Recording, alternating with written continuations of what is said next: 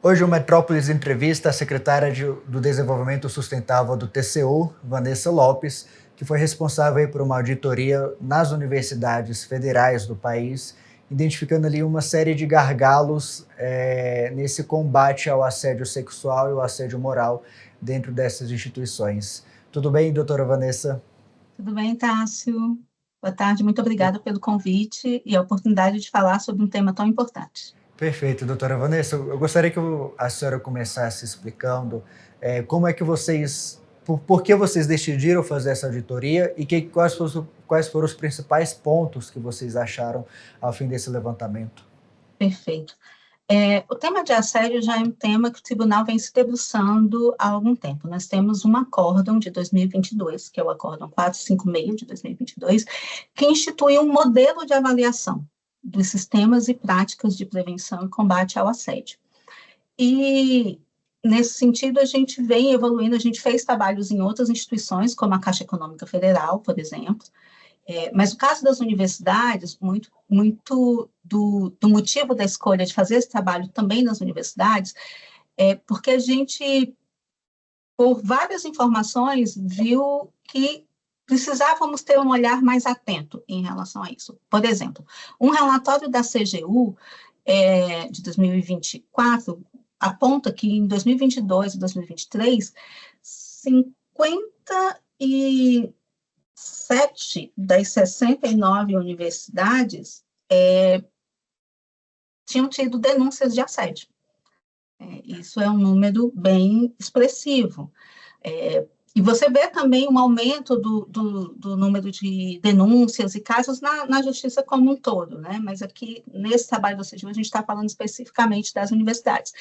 E a gente alia isso, tem estudos que falam que só 10% dos casos são relatados, então, muito provavelmente, esse número de denúncias, ele é subnotificado. Você deve ter um universo muito maior. E, no caso das universidades, você tem toda a questão de um ambiente acadêmico, né? Então, quando você fala de assédio na universidade, em última instância, você está falando de evasão. Você está falando de, se for aplicado a um estudante, por exemplo, você está falando, em última instância, da perda de oportunidade daquela pessoa de estudar, de se formar, de ter acesso, né, a uma educação superior de qualidade, porque traz efeitos significativos para toda a sua vida. Entendi. E quais foram os principais resultados dessa auditoria? O que vocês encontraram? O que vocês identificaram ao fim desse levantamento? Então, os principais problemas que a gente identificou, primeiro falar que nesse tipo de trabalho, a gente avalia desde a institucionalização, que é o quê? É saber se tem uma normatização, se isso está bem regulado, porque você tem a legislação federal, né? Você tem um decreto, você tem uma lei, mas isso precisa ser, digamos, traduzido para o ambiente interno. Como é que aquilo vai ser aplicado num caso concreto de assédio, por exemplo? E aí, por isso, cada universidade precisa ter a sua, cada instituição, né? No nosso caso das universidades, cada universidade precisa ter a sua normatização interna, os seus protocolos de acolhimento, os seus protocolos de apuração. E o que a gente percebeu é que das 69 universidades, 41 delas não tinha política institucionalizada. Esse é um dos problemas. E daquelas que tinham essa política, das 28 que possuíam política, 19 delas tinham alguma lacuna. Aqui, lacuna, para explicar, é quando assim, você tem o processo, mas falta ali um pedaço crítico para que ele seja, de fato, efetivo. Então, a gente tem aí um problema sério de institucionalização. Além, nesse modelo, a gente também avalia as questões de prevenção, detecção e apuração, né, e a correção. Mas a institucionalização foi um dos pontos em que você viu mais essa necessidade de um aperfeiçoamento e de um trabalho efetivo das universidades, de melhorar essa normatização interna. De 0 a 10, eu gosto muito de traçar réguas. De 0 a 10 significa ali que as universidades estariam numa nota 3 ou 4? Se a gente não gosta muito das notas, mas se a gente for pensar em percentuais, quando a gente fala em 41%, a gente está falando de 60%. 60% que não tem. E das que tem, Aham. você tem também um percentual alto de que tem alguma lacuna. Então, talvez a sua conta esteja correta, mas em termos percentuais, há sim uma oportunidade de melhoria muito significativa nesse aspecto de institucionalização das políticas de combate ao assédio nas universidades. Aham. E que isso representa no dia a dia dos alunos dessas universidades, né? A gente está falando de uma falta de institucionalização. É simplesmente uma falta de cartaz, não ter uma política pública? E que isso acaba impactando no dia a dia desses alunos, especialmente as alunas também, né? Isso traz impactos significativos, porque vejamos, num caso que você não tenha política, ou até mesmo naquele caso que você tem, mas que você não tem um protocolo bem estabelecido. E aí você tem, por exemplo, um caso concreto de assédio, uma vítima, ela não vai saber nem onde ir, quem procurar, é na ouvidoria, é cada faculdade que tem a sua própria estrutura, porque cada uma vai ter que fazer essa regulação interna. E aí você traz, na falta de um protocolo, e aí a gente está falando de assédio, que é uma questão peculiar, que exige uma coleta de informações diferenciadas, que exige uma abordagem diferenciada. Se você não tem protocolos, você vai analisar de uma forma genérica. Isso pode acabar causando problemas no acolhimento dessa vítima, por exemplo, falando especificamente do acolhimento. E se essa vítima ela não se sente bem acolhida, se ela não sabe quem procurar, o que procurar, onde ir, ela vai acabar sendo vítima novamente, que é o que a gente chama de revitimização, que ela é uma vítima secundária. E como os protocolos não estão bem estabelecidos, é mais do que a questão da falta de uma norma. Isso tem impactos no mundo real, na vida real, porque se ela já tem um sofrimento, foi vítima de um assédio. E se ela vai denunciar, e ela não tem uma estrutura de acolhimento, né? Se essa vítima não tem uma estrutura de acolhimento, não tem isso bem estabelecido, ela vai ser submetida a outro sofrimento causado pela ausência desses protocolos. Então, isso sim tem impactos significativos. Uma outra coisa que a gente observou nessas lacunas é que, mesmo onde teve normatização, você não teve participação da comunidade acadêmica na construção dessas normas. Isso é muito importante, né? Que as pessoas participem dessa discussão, possam contribuir e dar sugestões. Você tem, por exemplo, universidades em que é proibido fazer denúncia anônima. E aí se inibe muito, porque como que essa vítima, né, que tem toda essa questão de exposição, vai se sentir segura para fazer essa denúncia? E quando você não tem uma boa política de acolhimento e uma boa política de apuração de responsabilidades, né, que aí a gente vai para o outro aspecto de correção, você cria um ambiente que não é seguro, porque se eu vejo que uma pessoa foi vítima e foi denunciar e não deu em nada, e ela não foi acolhida, e acabou ela saindo da faculdade, por exemplo, chegou num ponto, porque isso implica também sofrimento mental, né, em doenças mentais, implica toda a questão de impacto na vida mesmo, um sofrimento que vai além do mundo acadêmico. E aí essa pessoa acaba tendo que sair da universidade, por exemplo. Se depois eu sou a vítima, eu não vou me sentir segura para denunciar. Eu não vou me eu crio assim um ambiente que fica propício para a perpetuação do assédio. E para finalizar essa resposta, um outro ponto aqui no nosso trabalho, também, embora a gente tenha um foco assim, para a questão do gênero, mas ele é mais amplo, né? Ele pega o assédio de forma geral, e o que a gente viu é que também em algumas universidades você não tinha, por exemplo, estava muito voltado para o assédio sexual, por exemplo, mas você não tinha muito normatizado a questão do assédio moral, por exemplo, com o terceirizado da instituição. Então, isso precisa também ser considerado, né? Todos os aspectos de assédio e ter esses protocolos muito bem estabelecidos para que você tenha um ambiente que não seja propício a que esses episódios, né, infelizmente, possam acontecer. Uhum, entendi. Dessa semana a gente publicou uma reportagem especial sobre essa questão dos assédio sexual nas universidades federais, e durante o nosso levantamento a gente analisou ali 128 PADs, a gente percebeu uma falta de padronização nesses PADs. O que era? Tinham casos que eram bastante semelhantes entre si, mas em uma universidade aplicou uma demissão, na outra foi apenas uma suspensão para o acusado, né? Essa falta de política dentro das universidades também influencia nessa falta de capacidade, que é uma percepção minha, tá? Não sei se você também concorda, mas nessa minha percepção de falta de capacidade também dos servidores que estão ali para julgar, para dar andamento aos processos administrativos disciplinares, aos PADs? Sim, certamente. Está muito ligado também à questão de capacitação, que as instituições precisam promover no seu ambiente. O letramento, que a gente chama, né? E às vezes até na matéria de vocês, eu li, teve um depoimento, eu vi que a pessoa nem sabia que o que eu sofria era assédio, eu nem sabia que isso tinha nome, depois que eu descobri que tinha nome. E isso é real, as pessoas não sabem. Às vezes está sendo vítima de assédio e nem consegue reconhecer isso, né? Ou só vai reconhecer depois de muito tempo, quando o estrago, né, os efeitos já foram muito danosos. Então, você precisa ter um ambiente de letramento, que as pessoas comecem a entender melhor o que é o assédio e como isso pode ser prevenido e combatido. E isso se aplica também às comissões. Uma das coisas que a gente observou, por exemplo, quando tem alguns normativos que falam que quando você tem, a vítima é uma mulher, dentro da comissão é importante que você tenha uma paridade de gênero, que você tenha ali pelo menos uma mulher ou duas mulheres dentro da comissão. É uma boa prática.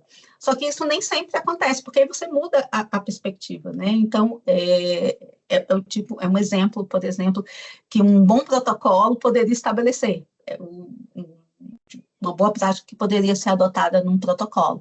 E sim, né, isso passa por capacitação, isso passa por letramento, isso passa por uma compreensão ampla do ambiente acadêmico, do que é o assédio, de como ele pode ser prevenido, combatido e os efeitos, né, que ele causa no ambiente acadêmico. Uhum. Me chamou a atenção na sua fala, você falou da capacitação ali, talvez, da vítima, né, de entender o que é o assédio, eu toquei nessa capacitação ali do servidor, que está ali jogando PAD, e também tem a capacitação do assediador também, né?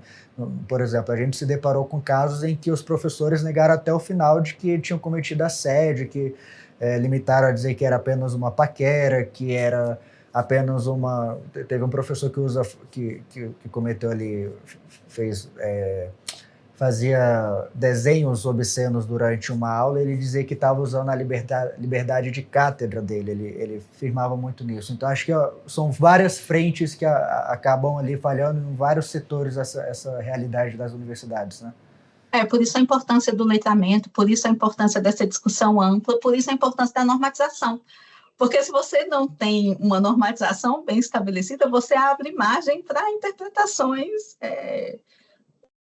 né? Então, você precisa ter uma normatização, um protocolo bem estabelecido e uma ampla discussão no ambiente acadêmico. Uhum. Nesse levantamento, vocês conseguiram identificar alguma universidade referência que talvez tenha tido ali bons resultados? E se sim, o que eles faziam ali de importante para ajudar nesse combate ao assédio sexual e moral dentro das universidades? No trabalho, a gente identificou algumas boas práticas, né, por algumas universidades.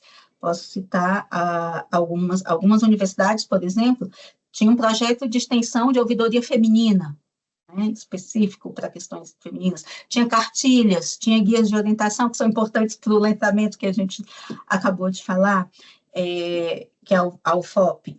Na UFAC, a gente também tinha cartilhas e guias. Na UNB, nós tivemos a criação de uma Secretaria de Direitos Humanos. Na UFG, Secretaria de Inclusão e Programa Saudavelmente. Na Universidade Federal do Rio Grande do Sul, o projeto de extensão Ampare, com cartilhas e guias de orientação. Então, você tem, sim, algumas boas práticas, né, espalhadas aí também nas universidades, que podem e devem ser replicadas. Falei aqui só algumas, mas existem algumas outras também. Uhum, entendi. Você tem alguma avaliação de por que a gente está em 2025 e ainda está no nível tão baixo assim? Tem algo que explica isso? Essa falta ali de capacidade das universidades em acolher essas vítimas? Olha, então, assim, a legislação, mesmo a legislação no âmbito federal, ela é recente, né? Ela é de 2023. e o decreto de 2024. Então, ainda, infelizmente, está tudo ainda muito, muito novo, né? De uns tempos para cá que a sociedade começou a falar mais sobre essa questão de assédio, a tirar debaixo do tapete, né? De verdade, isso começou. Não é que assédio começou agora. Infelizmente, sempre existiu. Mas agora ele passou a ser um tema mais debatido abertamente e a ser cobrado, sim, um posicionamento das instituições. O próprio acórdão do tribunal, esse que criou a metodologia, é lei de 2022. Aí, na sequência, você tem 2023 a lei, 2024 o decreto. Então, realmente, as universidades estão ali ainda no momento de trazer essa normatização federal para traduzir essa norma para o seu ambiente, né, e a atuação dentro dos seus casos concretos. Então, eu espero que a gente realmente esteja num primeiro passo de uma melhora. A foto atual, ela é ruim, a gente sabe disso, tanto pelo relatório do tribunal, quanto a matéria, né, que foi divulgada, mostra um cenário ruim. Como acórdão, por exemplo, a gente fez um diagnóstico de todas essas 69 universidades. Do ponto de vista de controle externo, o que o tribunal vai fazer agora? A gente tem uma fase chamada monitoramento, que é onde a gente acompanha as implementações. Como esse trabalho ele foi individualizado, você teve recomendações, foram determinações, aliás, eles eram recomendações, que é quando a gente só orienta, e o próprio relator, no plenário, né, por sugestão do presidente, do nosso presidente, ministro Vital do Rego, foi transformado em determinações, e a determinação, ela já tem um poder coercitivo maior, né, é o tribunal determinando. E então, a ideia é que a gente comece a monitorar agora em novembro. Em novembro deve começar a primeira rodada de monitoramento. E nós pretendemos acompanhar essa evolução até que o problema seja resolvido ou mitigado, né? Para que as falhas que foram identificadas, as lacunas identificadas, elas sejam sanadas. Entendi. Essa é a fase de monitoramento e aí vocês analisam cada uma das universidades se cumpriu ou se não cumpriu. Caso... vou fazer duas perguntas, inclusive. Uma, em novembro você já analisa se ela tiver cumprido em novembro. É isso, até novembro. Em novembro a gente deve startar esse processo de monitoramento. E aí ele leva um tempo para ser instruído, porque aí a gente precisa voltar na universidade, avaliar o que foi feito, implementado. A gente utiliza um instrumento que a gente tem que chama de diligência, que é perguntar. É uma pergunta na universidade, o que você fez, o que você não fez. E, claro, feito isso com evidências, né, que corroborem essa resposta. E aí a gente passa por uma fase, volta para o plenário para dizer, olha, cumpriu, não cumpriu, não cumpriu. Aí pode ter uma extensão de prazo, pode ter uma multa, tem os desdobramentos que o regimento interno do tribunal traz para os processos específicos de monitoramento. Mas, em geral, nesses casos, você tem ciclos de monitoramento, porque, normalmente, às vezes não se resolve ali no primeiro ciclo, então a gente continua acompanhando. Tem esse primeiro processo em novembro, depois a gente pode fazer um outro ciclo, e a gente está prevendo iniciar esse processo em novembro. Entendi. Essa era uma das perguntas, né? Caso alguma universidade não cumpra, você destacou aí a questão de que pode ser até multa, né? A universidade pode ser multada. Tem alguma estimativa de valor? Como é que funcionam essas punições? Isso é o último estágio, né? Em geral, no trâmite normal do monitoramento é verificar o cumprimento, e aí você vai para uma fase de justificativas, de espera, isso tem acórdão, e aí é cada caso concreto. Isso é analisado no caso concreto, não tem, assim, uma percepção que eu posso te falar, olha, vai acontecer isso, vai analisar cada caso, mas o que eu posso orientar é que nós, do tribunal, iremos acompanhar firmemente toda a implementação do que foi proposto. Entendi. Eu tenho uma outra dúvida também, não sei se após ou durante vocês pretendem ou estudam ampliar esse levantamento. Por exemplo, na nossa matéria, a gente, na reportagem especial, a gente não focou só nas universidades, a gente também tratou dos institutos federais.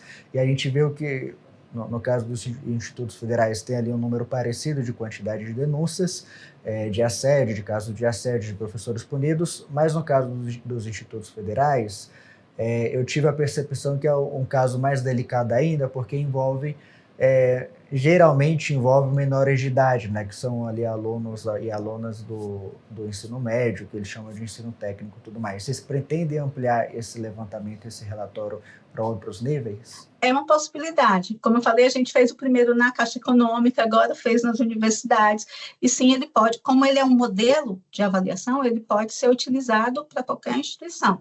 E os institutos, sim, concordo, é um ambiente, sim, candidato a uma fiscalização nesses moldes. Provavelmente não ainda esse ano, porque a gente vai ter que começar o monitoramento das universidades, mas sim, é uma possibilidade de replicar. Perfeito. Tem mais algum ponto, secretária Vanessa, que você acha importante destacar nessa nossa entrevista? Acho que é o ponto assim, de que esse tema ele é sofrido, né? Ele é dolorido, ele traz impactos muito significativos para quem é vítima. E é uma responsabilidade de toda a sociedade. A gente está falando aqui da responsabilidade das instituições, né, e que estão sendo e devem ser cobradas por isso, por ter bem os seus protocolos, por ter sua institucionalização, mas é algo que todos nós temos parte, né? Todos nós, toda a sociedade tem um papel importante na prevenção e no combate ao assédio. E que nós do controle externo, né, nós do TCU, enquanto controle externo, na nossa missão de busca por aprimorar a administração pública em benefício da sociedade, tem esse tema como um tema muito importante. Perfeito, secretária Vanessa. Agradeço demais a entrevista, fico muito feliz pela nossa conversa. Espero aí que o trabalho continue dando bons frutos, bons resultados, né? Porque acho que a gente está nessa batalha juntos aí para tornar nossas universidades, não só as públicas, né? Nossa reportagem trata das universidades públicas, mas a gente tem a ideia de que acontece não somente nas públicas, mas nas estaduais, nas particulares também, não é nada, nenhuma exceção aí. Muito obrigada.